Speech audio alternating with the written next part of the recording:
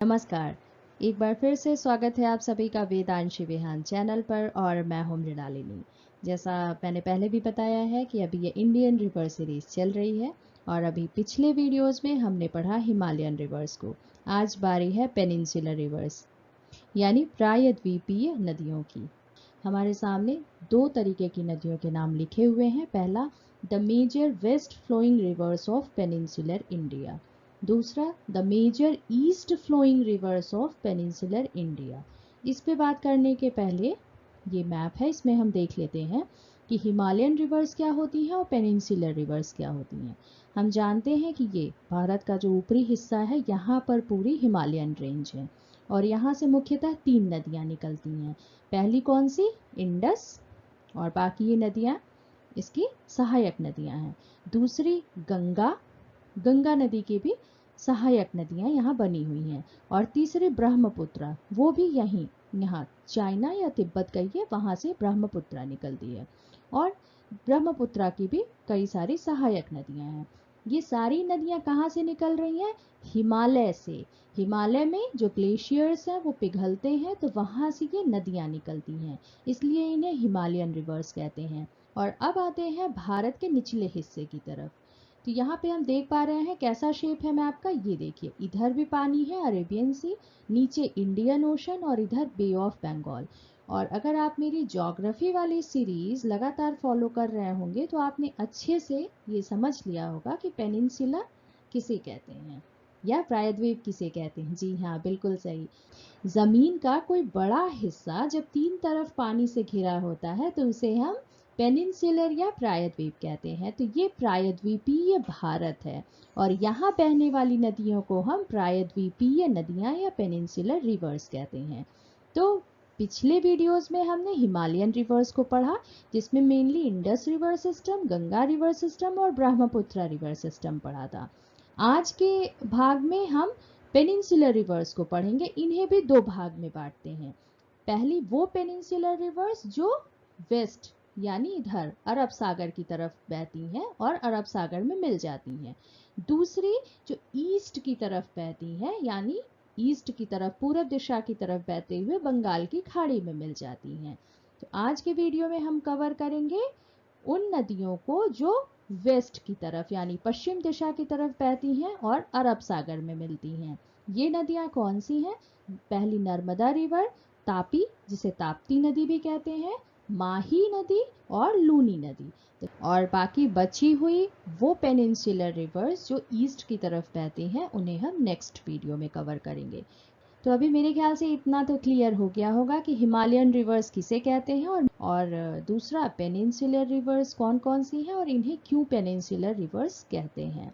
साथ ही साथ मैं एक बात ये भी बता देती हूँ कि बेसिकली डिफरेंस क्या है हिमालयन रिवर्स और पेनिनसुलर रिवर्स में। तो हिमालयन रिवर्स ये पूरे साल बहती रहती हैं क्योंकि इनका पानी इन्हें ग्लेशियर्स से मिलता है। और पेनिनसुलर रिवर्स ये पूरे साल नहीं बहती हैं, इन्हें बरसाती नदियाँ कह सकते हैं। और आप देख पा रहे होंगे चूंकि इनकी दूरी भी बहुत कम है, ये जहाँ से निकलती हैं और फाइनली जहाँ मिलती हैं, तो इतनी लंबी दूरी इनकी नहीं होती है जितनी हिमालयन रिवर्स की होती है। तो हिमालयन रिवर्स की तुलना में पेनिनसुलर रिवर्स में फ्लो कम होता है। और आज हम पढ़ेंगे नर्मदा और तापी रिवर। तो ये बता दूं कि नर्मदा और ताप्ती नदियाँ एस्च्युरी का निर्माण करती हैं। और एस्च्युरी क्या होता है, डेल्टा क्या होता है, इसको मैंने डिटेल पहले वीडियो में कवर किया हुआ है, यहाँ मैं लिंक दे दूंगी, उस पर ज़रूर जाइएगा। मोटे तौर पे बता देती हूँ कि ये नदियाँ एस्च्युरी का निर्माण इसलिए करती हैं क्योंकि ये देखिए, ये वेस्टर्न घाट है, ये यहाँ पर ऊंचाई है।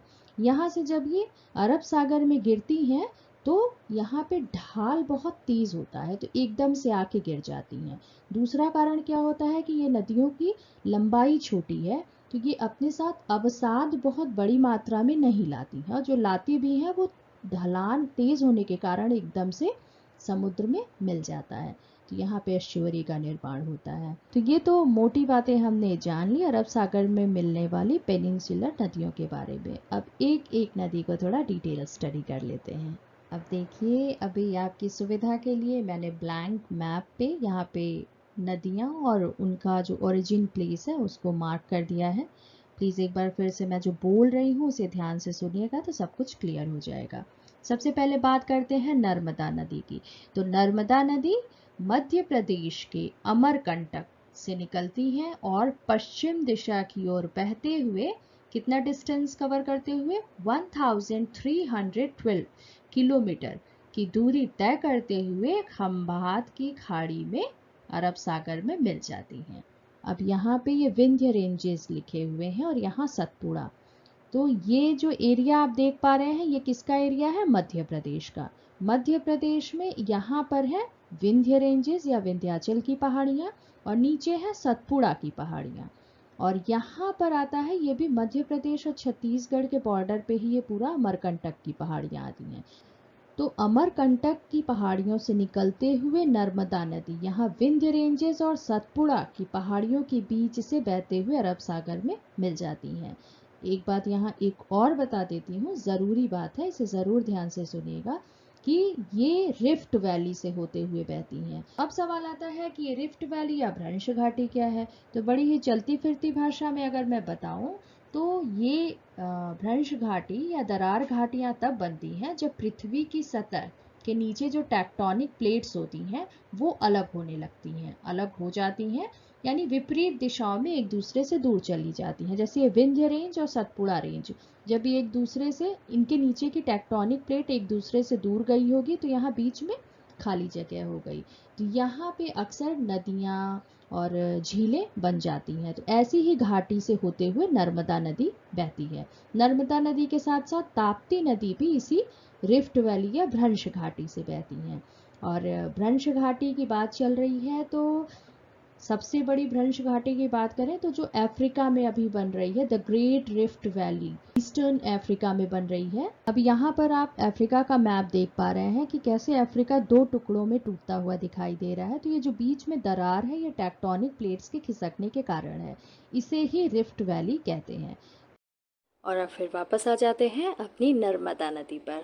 तो इतनी हो गई नर्मदा रिवर की कहानी कि नर्मदा नदी मध्य प्रदेश के अमरकंटक से निकल करके विंध्य रेंजेस और सतपुड़ा की पहाड़ियों के बीच की रिफ्ट वैली से होते हुए बहते हुए अरब सागर के खंभात की खाड़ी में आके गिर जाती हैं।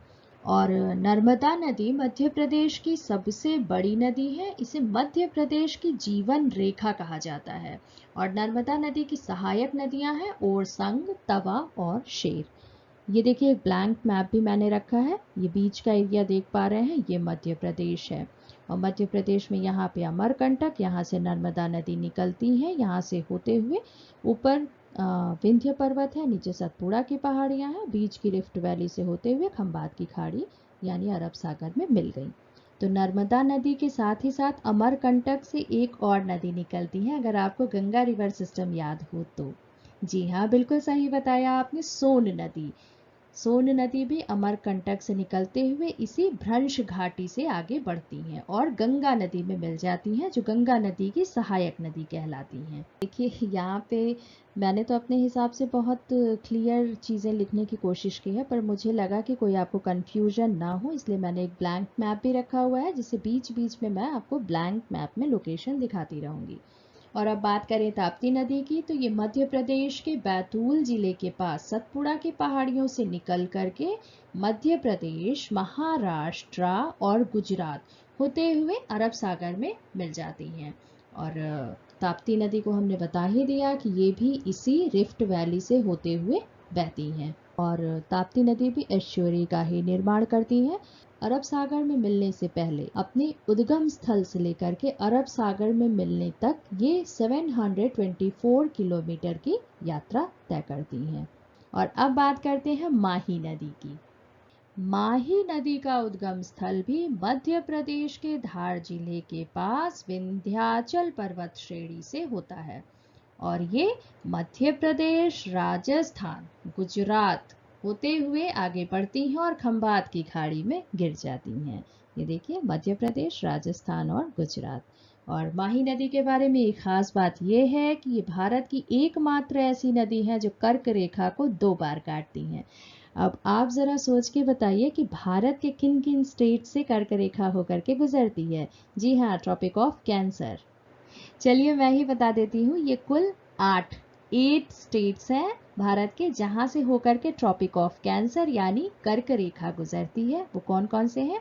गुजरात, राजस्थान, मध्य प्रदेश, छत्तीसगढ़, झारखंड, वेस्ट बंगाल, त्रिपुरा, मिजोरम।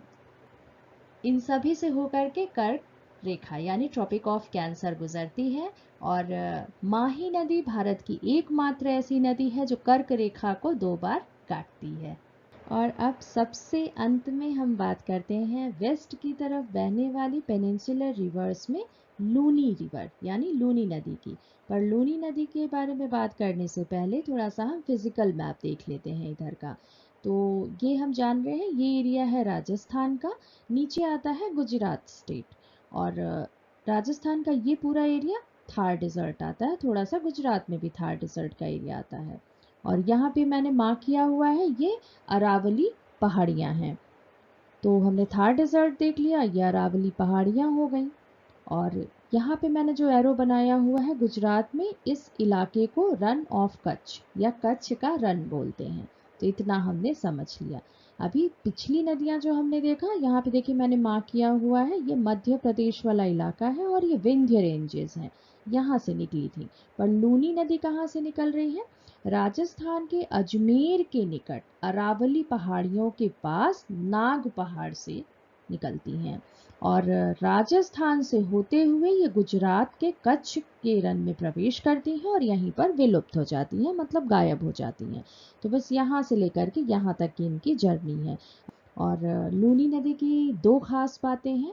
पहली खास बात यह है कि लूनी नदी का सागर से मिलन नहीं होता है, क्योंकि अभी तक हमने जितनी भी नदियाँ पढ़ी हैं या तो वो अरब सागर में जाके मिलती हैं या तो बंगाल की खाड़ी में मिलती हैं, पर लूनी नदी कच्छ के रन में ही जा कर के गायब हो जाती हैं। और दूसरी खास बात यह है कि लूनी नदी का पानी शुरुआत में तो मीठा होता है, पर राजस्थान के बालातोर जिले के बाद से लूनी नदी का पानी सॉल्टी यानी नमकीन हो जाता है, क्योंकि वो जिस रास्ते से गुजरती है वहाँ पर नमक की मात्रा ज़्यादा होती है। इसलिए लूनी रिवर को सॉल्ट रिवर के नाम से भी जाना जाता है। और अपने ओरिजिन प्लेस से लेकर के रन ऑफ कच्छ तक आने तक लूनी रिवर 495 किलोमीटर्स की यात्रा तय करती हैं। तो ये हो गई लूनी रिवर की कहानी। और आप लोग जैसा कहते हैं कि बहुत लंबा वीडियो देखने का वक्त आप नहीं दे पाते हैं, तो कम से कम समय में सारे पॉइंट्स को कवर करते हुए वीडियो बनाने की कोशिश की है, क्योंकि कोई भी मेन पॉइंट छूटा नहीं है। और ये भी बता दूं कि इससे कम समय में ऐसे टॉपिक्स पढ़ाए नहीं जा सकते हैं। और मुझे पूरी उम्मीद है कि मेरी मेहनत से बनाए गए वीडियो से आप अपने ज्ञान का विस्तार ज़रूर कर रहे होंगे। तो हर बार की तरह, हर वीडियो की तरह आज के वीडियो में भी सवाल ज़रूर पूछा जाएगा, उससे आप बच नहीं पाएंगे। हमारा आज का सवाल है कि भारत की वो कौन सी नदी है जो कर्क रेखा को 2 बार काटती है? आंसर ज़रूर दीजिएगा, वरना पढ़ना लिखना बेकार है। मुझे लगता है आज के लिए इतना बहुत है, और नेक्स्ट वीडियो में हम कवर करेंगे उन पेनिनसुलर रिवर्स को जो बे ऑफ बंगाल में गिरती हैं। तो फिर मिलते हैं नेक्स्ट वीडियो में। तो उम्मीद है कि इस वीडियो को आप ज़्यादा से ज़्यादा लाइक करेंगे और शेयर करेंगे। धन्यवाद।